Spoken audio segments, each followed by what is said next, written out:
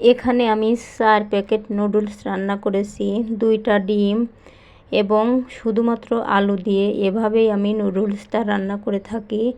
এভাবে করলে 4 জনের সকালের নাস্তাটা হয়ে যায়। আমি রান্না করেছিলাম রাতে নাস্তা হয়ে গেছিলো আমারে। দেখুন কত সুন্দর হয়েছে।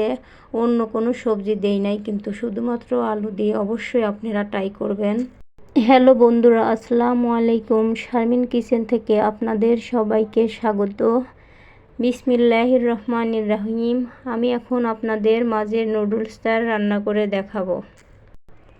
এখানে আমি 4 প্যাকেট নুডলস আগে থেকে সেদ্ধ করে নিয়েছি। আলু, মরিচ, পেঁয়াজ কেটে নিয়েছি। নুডলসের মশলাটা আগে থেকে মুখ কেটে রেখে দিয়েছি। এখন রান্না করে দেখাবো, চলুন। দেখুন, চুলায় আগের থেকে কড়াই বসিয়ে দিয়েছিলাম, তেল দিয়ে দিয়েছিলাম। তেল কিন্তু বেশি দেবো না, আমি কম করে তেল দিই নুডলসটা রান্না করি। এখানে মরিচ, পেঁয়াজ, আলু, 1 প্যাকেট নুডলসের মশলা, লবণ, হলুদ দিয়ে দিলাম। এটা সুন্দর করে ভেজে নেব কিন্তু। তবে আমার নুডলস রান্না করার ভিডিওটি যদি আপনাদের কাছে এতটুকু ভালো লেগে থাকে, অবশ্যই আপনারা লাইক, কমেন্ট, শেয়ার করে সাবস্ক্রাইব করে দিবেন প্লিজ।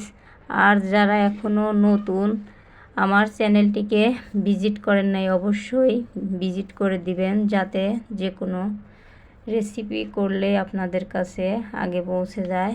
আলুটা ভাজা হয়ে গেছে, দেখুন নুডলসটা দিয়ে দিয়েছি। এখন নুডলসের উপরে আর 1 প্যাকেট নুডলসের মশলা দিয়ে দেব, আর 2 প্যাকেট রেখে দেব। ডিম দেওয়ার পরে ওই মশলাটা দিয়ে দেব। আমি এভাবে করেই নুডলস রান্না করি। আপনারা অনেকেই অনেক রকমভাবে করতে পারেন। এভাবেই বেশিরভাগ করি, যেহেতু সবজি সব সময় ঘরে অনেক সবজি থাকে না। দেখুন নাড়াচাড়া করে নিয়েছি। এখন 2টা ডিম দিয়ে দেব। ডিম 2টা আমি এরপরেই দেই। আগেও অনেকেই ভেজে উঠে রাখে, কিন্তু আমি এভাবে করেই ডিমটা দিয়ে রান্না করি। আমার কাছে মনে হয় এভাবে ডিমটা দিলে পরে ডিমটা সম্পূর্ণ নুডলসের সাথে মিক্স হয়ে যায়। এখন দেখুন ডিমটা দিয়ে নাড়াচাড়া করে নিয়েছি। এখন 2 প্যাকেট মশলা বাকি ছিল, সেই 2 প্যাকেটও দিয়ে দিলাম। এভাবে করে সুন্দর করে নাড়াচাড়া করে ঝরঝরা করে নেব। দেখুন ঝরঝরা হয়ে গেছে নুডলসটা। এখন আমি নামিয়ে নেব।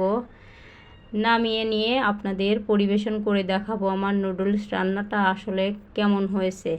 দেখুন হয়ে গেছে, মাশাআল্লাহ সুন্দর হয়েছে। দেখতে যেমন সুন্দর, খেতেও কিন্তু সুস্বাদু। এখানে মনেই হচ্ছে না আমি অনেকগুলো আলু দিয়েছি, কিন্তু দেখুন হয়ে গেছে। এখন পরিবেশন করে দেখানোর পালা। একটা প্লেটে উঠিয়ে নিলাম।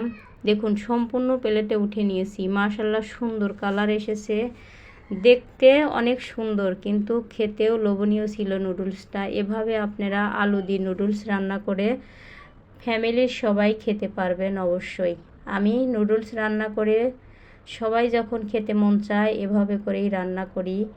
ঝরঝরাও হয়েছে কিন্তু। আমার ভিডিওটি ভালো লাগলে অবশ্যই সাবস্ক্রাইব করে পাশে থাকবেন।